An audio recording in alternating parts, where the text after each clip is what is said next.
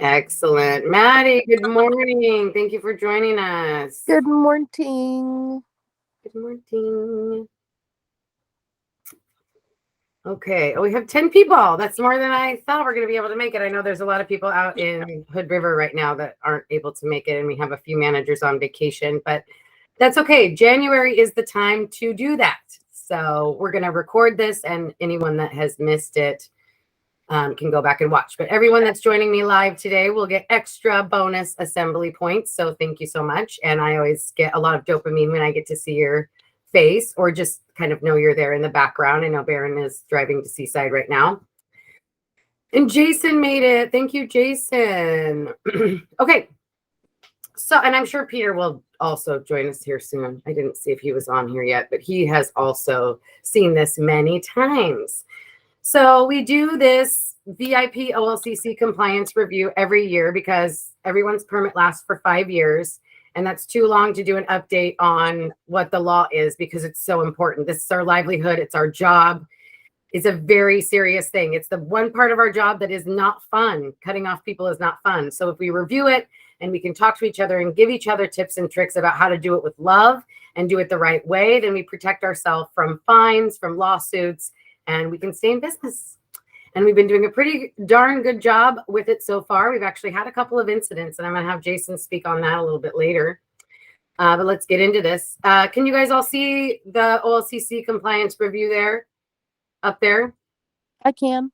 Thank you. Thank you. And did you see it change? We're good to go there? Yep. Beautiful. So we'll talk about laws. We're going to talk about fines, what your responsibility actually is. We're going to go over checking IDs a little bit. OLCC logbook. That's the most important tool we have, and we need to be looking at it and logging in it every day. Oh, I might have to pause here and let people in. Why does it make some people can just go in? Oh, outside. Anyways, all right. Amanda Guzman is here. Hello. Oh, welcome. Hallie's here too. Good morning. Good morning. We're just getting started here. I have to make a note of everyone that's here live so I can make sure you get your extra points. We're going to talk about bachelorette parties. Yay. And we'll have a little story time, and I'll give you some tips and tricks about the phrases that I use to help cut people off. And if you have a question or you want to comment, just use the little raise your hand button at the bottom there, and I'll call on you. Maddie, would you turn your audio off? It's causing a little bit of static, pretty please. Sorry about that. One sec. I'm bad with computers.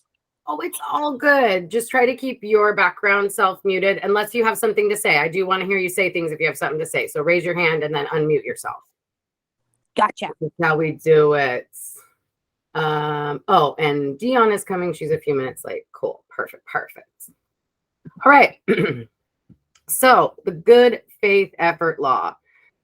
This is it. This is in capitals because it's straight out of your OLCC, Oregon state law. You must not knowingly allow a person to drink or consume alcohol after they have been observed that they are visibly intoxicated. You guys all know this. It does not matter if the person is not driving. So this is something that we come into a lot. And this is the number one thing that people will say to you if you try to say that you're not going to give them more alcohol. Oh, well, I'm not driving. We're staying at the hotel that's right here. This will be a bigger issue when Vancouver opens because we're in a hotel. So people will think, oh, well, I'm just going right upstairs. I can drink as much as I want in public. No, that's not the law. You cannot drink as much as you want in public if you are not driving. You can actually get a DUI on a bicycle. You can get a drunken disorderly walking down the street, and you can still hurt people or hurt yourself, which is not what we want. So just because you're not driving doesn't matter. Why is it important? Oh, Linda has raised her hand. Linda. Can I ask a question? Yes, please. So talking about Vancouver, what is the law different in Washington then? So Washington and Oregon, I actually will update this to include, it's called a mast permit instead of an OLCC permit that you get in Washington. The rules are pretty much the same. Oregon and Washington have very similar laws when it comes to alcohol. I probably will do a little more of a deep dive in to see if there are any differences. But as far as I know, It's the same. It's if you're visibly intoxicated, the laws all look pretty similar with Oregon and Washington.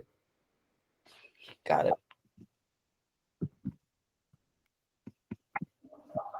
Okay. Now my little thing is, okay, so serious fines. This is the big part. So my big thing is it is not worth my job. It is not worth our business for you to have one more glass of wine ever. Like that doesn't even make sense. So first offenses for not having a valid service permit while serving or mixing drinks. 16 days suspended liquor license. That's 4 tasting rooms. That makes an average of $1,000 a day. That's an average. It could be way more than that. That's like $64,000 of a loss minimum. It's a minimum loss. So same with the way they do DUIs nowadays. Like it will ruin your whole life.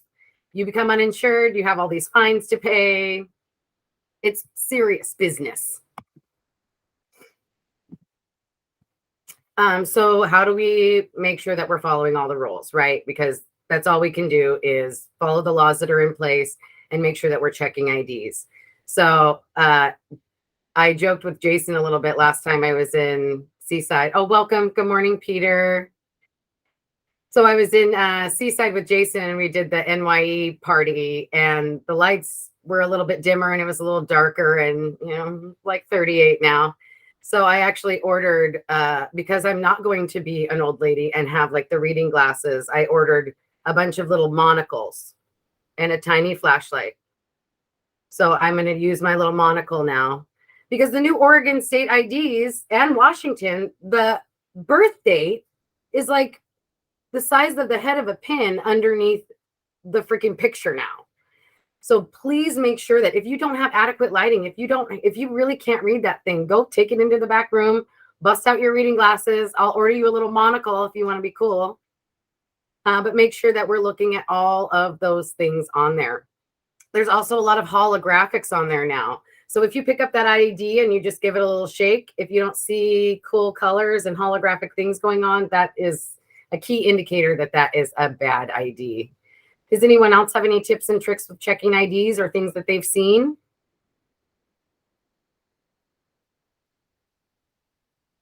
Sweet. Wait, I do. It's also the birthday's also on the back of the ID, and it's a little bigger. Not much bigger, but it is a little bigger. That what is? The birthday is on the back of the ID on the bottom, and it's like a little easier to see. I can't get it to not be blurry, but On the Oregon one? yeah. Beautiful. Another great place to look for that on the back. And then there are some examples here of different state IDs. So when we talk about different states as well, the laws are different in each state, like when we're talking about Oregon and Washington. So it's really easy to just blame it on the law. And a lot of people that are traveling, I mean, we get people, international travelers, we get people from Hawaii, Texas, Florida, New York. The rules aren't the same in every state. So it is important to explain to those people when we have to stop serving them that it's the law. This is the law here in Oregon, and blaming it on the law makes it takes a lot of pressure off of you. And it separates that from, it's not me that's saying you have to stop drinking and I personally hate you and think you're obnoxious. It is the law. So there's a few samples there of some out-of-state IDs, and you can Google it.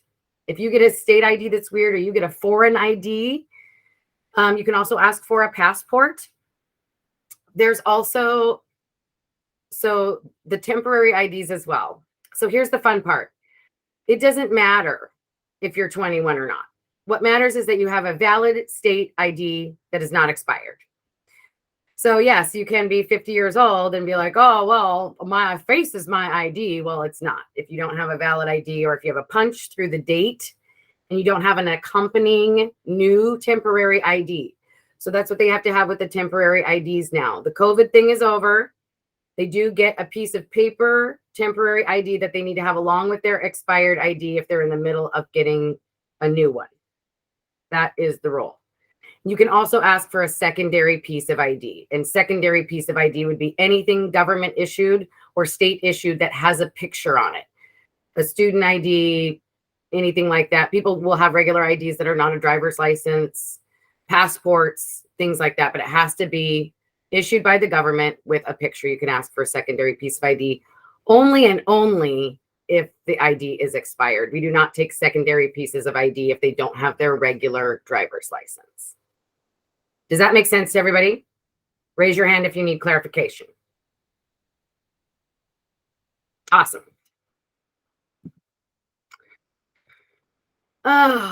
If you're not sure, don't sell to people. So we went through this a little bit last year. You guys know what it looks like when people are drunk. You've been there. You've been that person, especially eye contact. If they're talking to you and they're not making eye contact or they're looking down at the floor, all of those are really good indicators. Does anyone have an example of someone that they've had to cut off recently they want to share? Raise your hand if you do. It doesn't happen as often in the winery as it does in restaurants and bars, which is lovely. We're very happy about that. Hallie, do you want to say something? Unmute yourself. Okay, so I'm sorry. I'm used to Zoom. I couldn't find the unmute and I was looking forever. We actually had a really an situation that I haven't had in the last like 5.5 years with the company, where these ladies were overserved by me, but not necessarily intentionally. They were having one more glass of wine with the bottle and I got busy and they drank the whole thing. This lady had had stomach surgery and she was blasted. And long story short, between Peter and Michelle and I, we ordered them pizza and we helped book them a hotel room next door to the winery. And it was a really like unsettling experience, I think, for all of us. But like they were so nice and they did go to the other hotel and they came back the next day and they got their wine and they thanked us and they understood and they were very respectful about it. But it was like a very scary situation at first. And I think that you guys handled that really well. And it can be a very scary situation because you don't know. I mean, that's the other thing. I used to bartend and I had a guy that he'd have one glass of Chardonnay and turn into a different person and be falling off his stool. And we found out it's because he was on medication. Or I've had people, go in McMinnville, they'd go out to the parking lot, smoke a joint and come back, but smelling like weed, eyes super red. And it's like, yeah, no more wine for you guys. We can't do that. So just doing it with really love and being aware of those kinds of things. I mean, stomach, how would you know how she was going to be affected by that wine? And when you leave a bottle as well on the table, when they buy a bottle, you got to be really aware of how much they're drinking. I really like when they have a white wine, I'll offer to keep it in the fridge for them to keep it cold. I think that helps with the white wine so that you can monitor a little bit more about how much they're serving themselves. So things to be aware of. And the most important thing I think you just said, Hallie, is what did they do the next day? Thank you. They came back in and they thanked us and they understood and they were embarrassed. But I feel like I find them more endearing now that they played by the rules and that they were able to give up their control and their finances and do that. Right. And you also said they came to pick up their wine, right? Because we can't let people leave if they've been cut off with wine, even if they paid for it. Yes. And that was phase 1 of the operation was I got their wine and I said, you can't take this with you today. Good job. You're training. Thank you. The other option you have, if you've got people picking up wine and it's a wine club or they've already paid for it, we will ship it to you for free. We will take on that shipping cost rather than let you leave the building with it. Because the few times we have had incidences, what do they look at? They look at what's in the person's car when they get pulled over. So we have to be very aware of that. Thank you, Hallie. So this is just out of the OLCC book as well. It is not your responsibility to know their blood alcohol content. It's not your responsibility to ask them what pills they're on or if they've been smoking weed today. That's not your responsibility. We don't care what people are doing unless we see that visible intoxication. Again, that is the law. And if we have too many incidents, not only do our permits go away, but we become uninsurable. So Jason, you just had last year, we had to go through an incident where somebody hit a pedestrian in Seaside and said that they had been at Evoke Winery last. And it was a very long process. And the only reason that we came out smelling like roses was because of the diligent work that Sarah Lee and Jason did. Jason, do you want to talk about that incident a little bit? Yeah, so the incident was technically 3 years ago, I think. And then we went to court last year. Documentation, like we were able to go back in our OLCC log, see that there was really no incidences or anything like that. Once we got the person's name and we actually got his credit card number, we were able to look up exactly what he had. And then once we did that, we made documentation of it, made notes so that it was easier to pull up. We also had all the documentation that Sarah Lee and I went through all these different trainings. So it's just make sure you document anything and everything. It will help out in the long run. It may seem tedious writing, oh, this person was visually intoxicated, they left, but there was no real problems. But write down anything you think might help in the future. Can I chime in with this? Because I was the one working with the lawyers and was the, tracking it all down. And I do have to commend Sarah Lee and Jason on this because they did, first of all, they did make notes. We were able to track it down, what they bought. We were able to then convey all that information to our lawyers. And then we had interviews with Jason and Sarah Lee. And throughout that whole process, it showed that we at all times were on top of it. We took care of people, we cared for the law, and we trained for it just like we are doing today. And as it turns out, this guy ended up going to 3 other businesses. And when it came down to the court date, because of our due diligence and because of us being able to recount and recollect that day and that incident, we were pretty much exonerated. We got fined a little bit, but in the scheme of things and compared to all the other people involved who did not do anything like this, we really looked very pretty, and literally it saved us from really bad repercussions. And so I still am very thankful of Jason and Sarah Lee having done an extraordinary job. And that's why this is so important. Things behind, the things I have to deal with sometimes is pretty bad. But then when our team executes like they have, that's really when I can say, look, I'm proud of our team. We're doing everything right. And this is how I can stand up and defend it and make sure that we are insurable, we stay in business and doing these things. So thank you. And please, everybody, remember it and be really diligent, because maybe at the moment it seems like a little bit of a hassle, but in the end, if anything goes wrong, it is so, so helpful to be on the right side of the law. So thank you. Absolutely. And even if we are not at fault, it still hurts our insurance to even have a claim, right, Peter? Yeah, we still, just the fact that we got implicated in this is not good. In this particular case, though, it will help us because very clearly shows that we have done everything necessary. And I just spoke to our insurance person, and they do feel that this will not hit us this year. But as an example, though, when we were implicated in a previous incident, our insurance for all of our tasting rooms and liquor license insurance and everything went from somewhere around $25,000 a year to $100,000 a year because we had to go to court and had to settle. And because we settled, and that was the way to go, the insurance company was really scared of insuring us, and the premiums literally went up 3 times, from 25,000 to 100,000.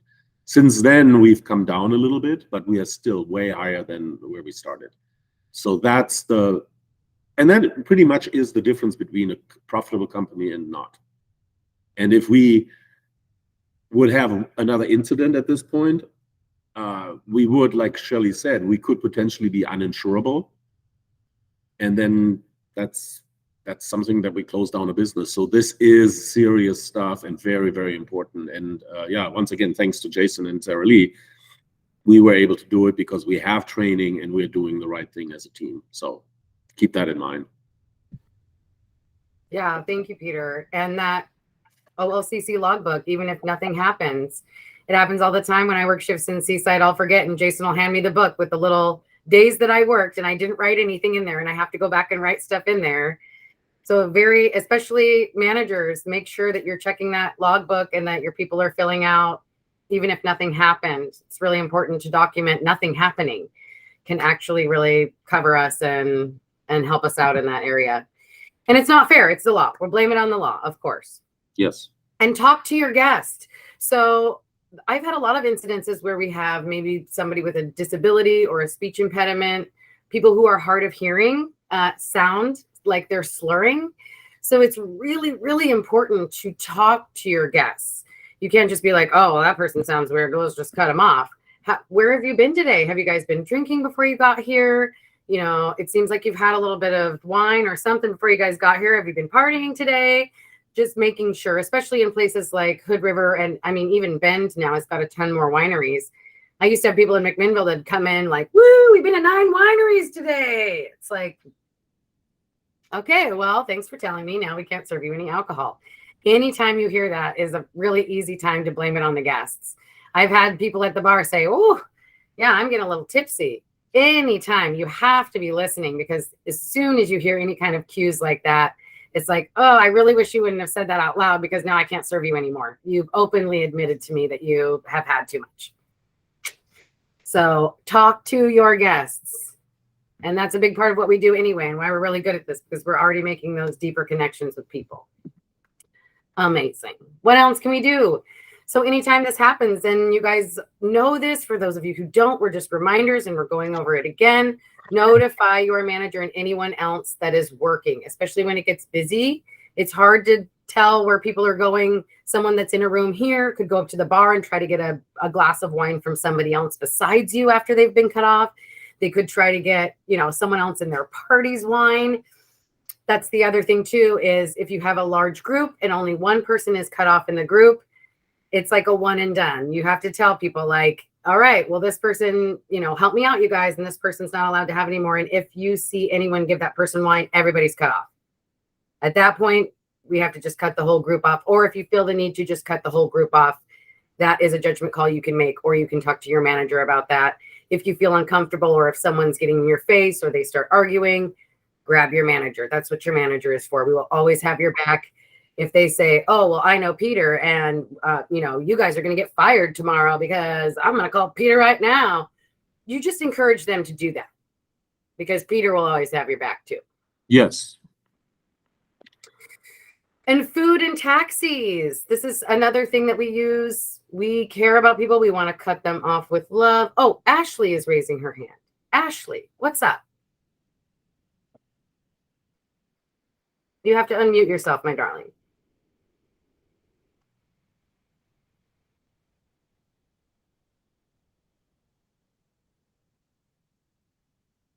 Okay, well, Ashley, if you still have a question, just unmute yourself and interrupt me here. Okay.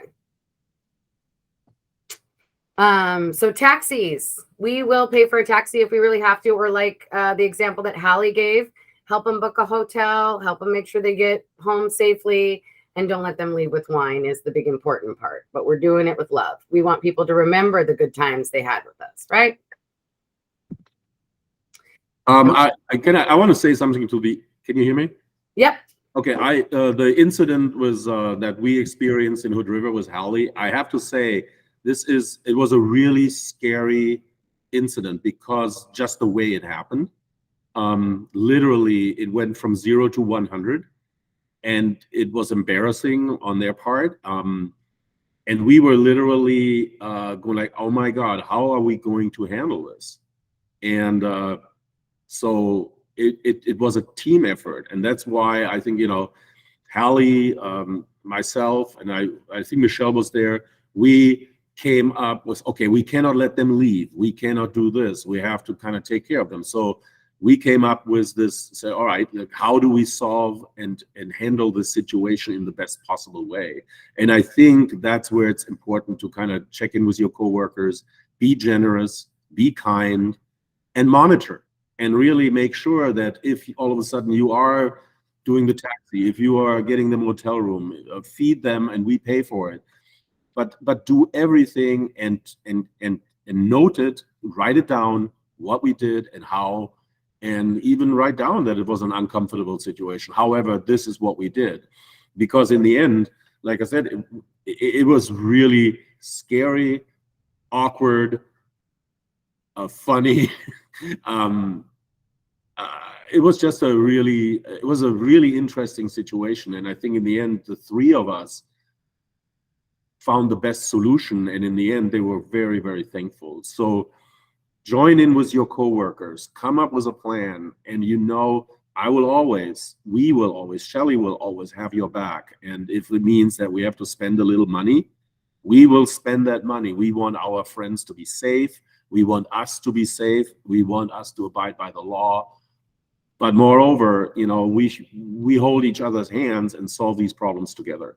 So, and I think that I'm very proud of Hallie and Michelle and including myself, of how we were able to handle that situation. So keep that in mind if you have something that is similar and comes up. It is. It can be really awkward, but it definitely doesn't have to be. And that's why we do this, so we can share stories. And Ashley, it looks like we can see your face now. Did you still have a question?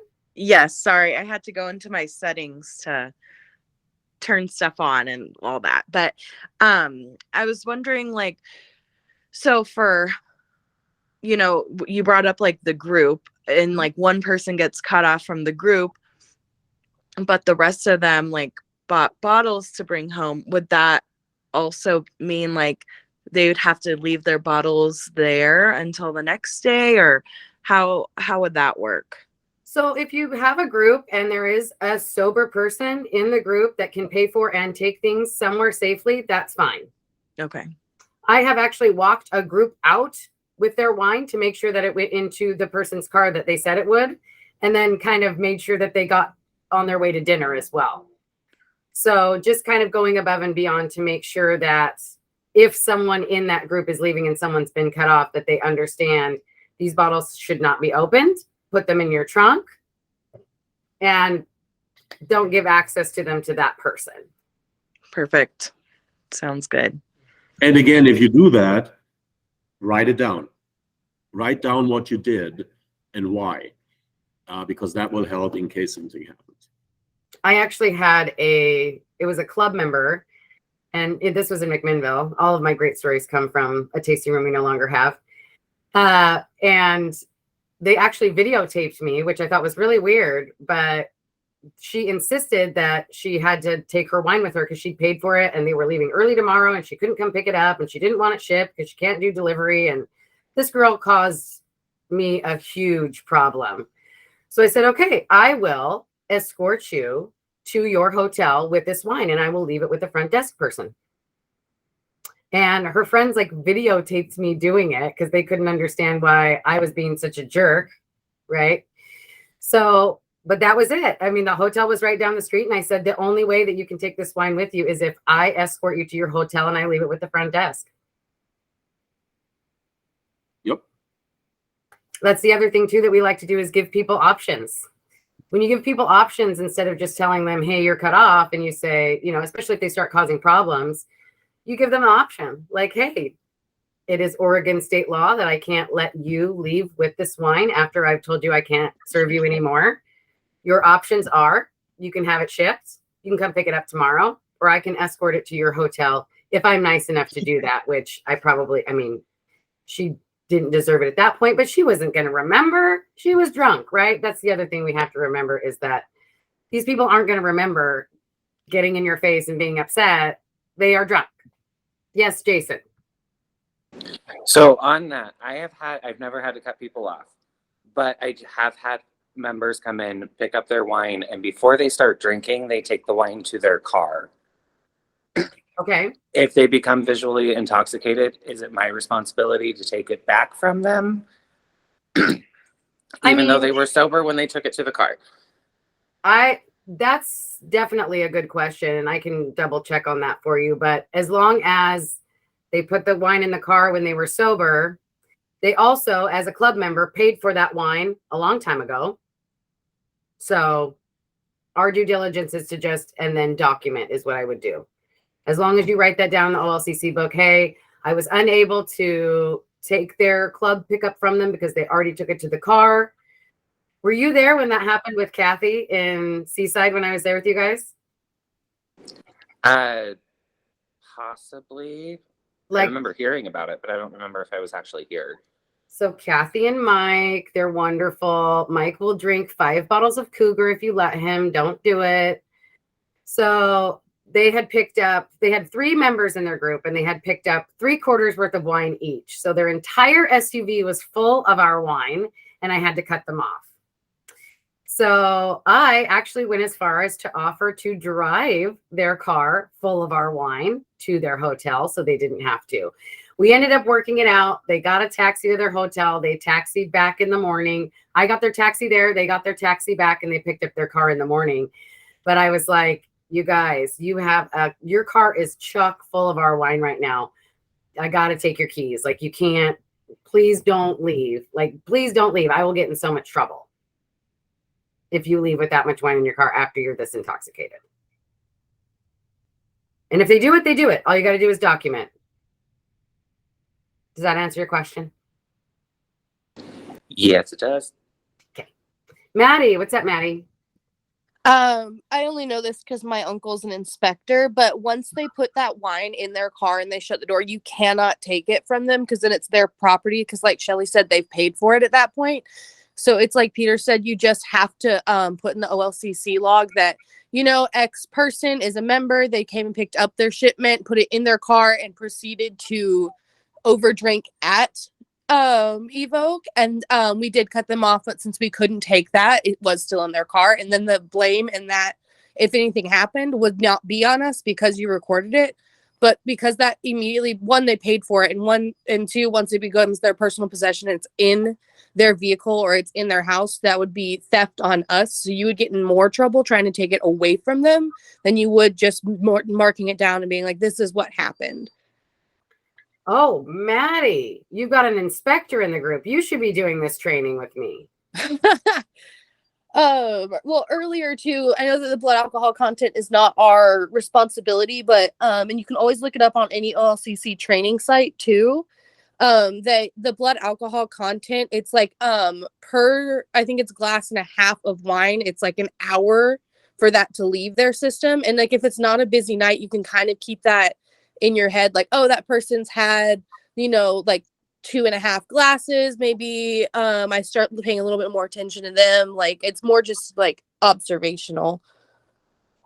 Absolutely. And again, everyone is different with not, the funny thing is you can have the same blood alcohol content level as somebody else, and this person looks totally fine and this person is on their ass. Like, you can think you're just fine after 1.5 glasses of wine, but what are you going to blow into a breathalyzer, right?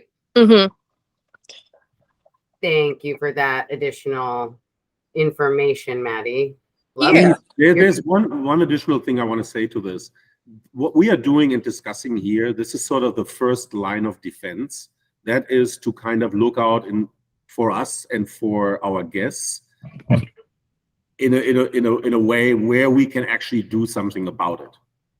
This is something that we can control through our actions. There's one, unfortunately, really sad aspect to it, is that we live in America.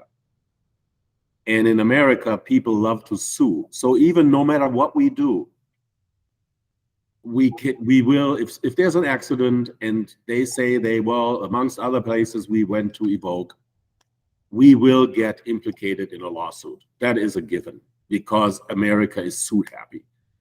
And we cannot control that. And that will happen, and it will happen again. The only thing we can control is how we go about it at our premises and the things that we just discussed. Because in the end, we will get implicated somehow because it's ambulance chasers going, lawyers going after money, and because you have to carry insurance, people will do that.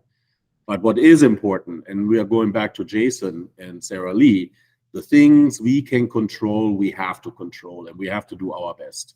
So, and that's why we do this. And I love that input. Thanks, Maddie. Awesome. Yep.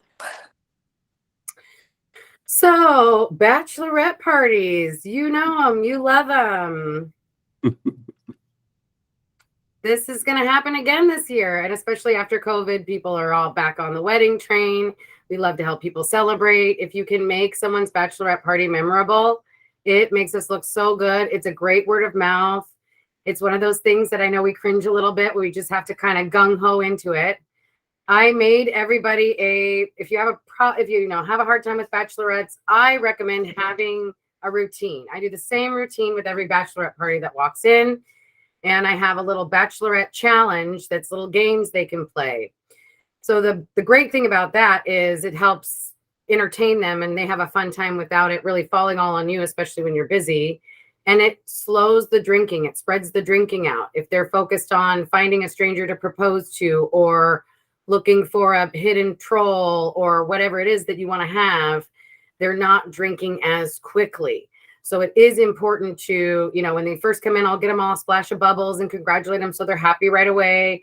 And then I do water and then I do snacks and we take our time figuring out what tastings or bottles we're going to do so that I can actually talk to each person. My favorite thing to do with a drunk bachelorette is to just play the concerned friend. Oh, no. Did you have a little too much? Like, oh, honey, how many wineries have you been to? Like, we want to make sure you remember today. Let's get you some water. Let's maybe take a break from the wine a little bit. I know that we've had several incidences with this. It's also good to find out who is the leader. Who's the leader of this bachelorette party? It's a bridesmaid, it's a mom, it's an aunt, it's somebody that looks like they're in charge. Talk to that person. Maybe approach them first and say, hey, it looks like the bride is, getting a little tipsy. Where else have you guys been today? Let's go play a fun game with her. Okay, you have to drink 3 glasses of water before anyone gives you more wine. Make it a fun, happy thing that we're doing. We love this person. We want to help them celebrate their big day, but in a happy, positive way. And I always tell them, here's the deal. We can stop serving you alcohol and you can leave, which I don't want. You guys are having a great time. I think you should stay. And if you do stay, we can give you water. We can give you snacks. We can play some fun games. It's up to you. There's your options. Anyone else have any tips with dealing with bachelorette girls? Okay. We love them. They're great. We want them to stay sober enough to make memories with us. Linda, what's up, Linda? I just had a question. It made me think when you're talking about bachelorette parties, I take these phone calls and when people want to make a reservation for like a bachelorette party or a birthday party or whatever, and they sometimes ask me if they can bring their own food. And I didn't know what our policy or, what we kind of change a little bit from time to time, how we want to deal with things like that. So I was just, it's good for them to have food, obviously, but I didn't know if we let them bring their own food or if you wanted to comment on that. So it just kind of depends on the tasting room. I'm not sure if, I think across the board, as far as I know right now, we do allow outside food. We do encourage people to get a cheese plate or offer them some snacks that we have. But as far as I know, for many years now, we do allow outside food.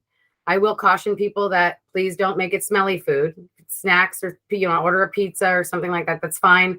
Don't bring a crock pot of curry in. Like someone actually did that. So we have to also be wary of how things smell in our tasting room because it can interfere with the tasting process. Any foods that have a very strong smell, any perfumes that have a very strong smell, any people that might have a very strong smell is going to affect the way that we taste wine. So we can revisit that, I think, but for the most part, we encourage people to eat. We want you to eat. We let people come in with a party of 5 kids that all have ice cream, and we just cross our fingers and seaside. So for now, I think the answer is yes, Linda. You can have outside food.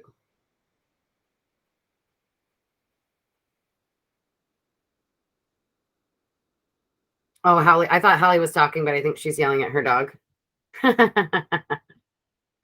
Okay, kids. One thing have- I was gonna say with the bachelorette parties or like just groups of people, whether it's like a birthday or whatever the occasion is, sometimes if I feel like we're getting to that point where I'm like, I don't know if I should serve them anymore. Sometimes I just like to ask to kind of do it out of love, like we do. But I just like to be like, oh, where are you guys heading next? Or are you guys gonna get food next? Like, what's next on the agenda? There's some really good food places around or something like that. It's that's a tool that I use as well. Thanks for adding that, Morgan. Yes. Figure out what else they're doing today. Oh, and especially with bachelorette parties, like, are you guys on a time limit? Well, maybe we don't have time for a full tasting. Let's just do a couple or a bottle to share or something, and figure out what the time restrictions are and encourage them to go eat food. Yes. Yeah, that's a good point, because then that helps you monitor too of like, oh, perfect. Well, we would have time for this, and then you kind of control the situation, but then you can still give them options. Exactly. And that's my big thing with all of this is giving people options. We can do this or we can do this. You pick. That's it. We're not listening to arguments. If someone gets in your face, I mean, call the police. But we've only had to do that once in like 16 years of my history here. But that's an option for you. Don't let people walk all over you. Don't let people do that. And the number one thing they teach us is being argumentative is a sign of being intoxicated. So if you're going to continue to argue with me, you're proving my point that you shouldn't have any more alcohol. My new favorite way to word it is, I'm so sorry to be like the party pooper, but we have reached the limit on how much we can legally serve you. We have reached the limit on how much we can legally serve you. For safety reasons, here's a glass of water. So that's my new favorite way to word it. And you just have to have a good, standard thing that's very firm and not be wavering in any of that. Because if you get in my face, I'm not going to be like, oh yeah, you know what? You're right. Why don't we give you some more alcohol? None of that makes sense. Okay, kids. Thank you so much for joining me and doing this with me every year. I really appreciate it. It's just a good practice to go over it and refresh and, hear some examples from your teammates on how they handle things. Thank you, Holly and Jason, for sharing. Does anybody have anything else before I let you go? Oh, thank you, Shelley. Thank you, everybody. Awesome. Go hustle some wine. Have a great day. Thank you, Bye. Shelley. Thank you. Bye. Bye. Bye, everybody. Bye.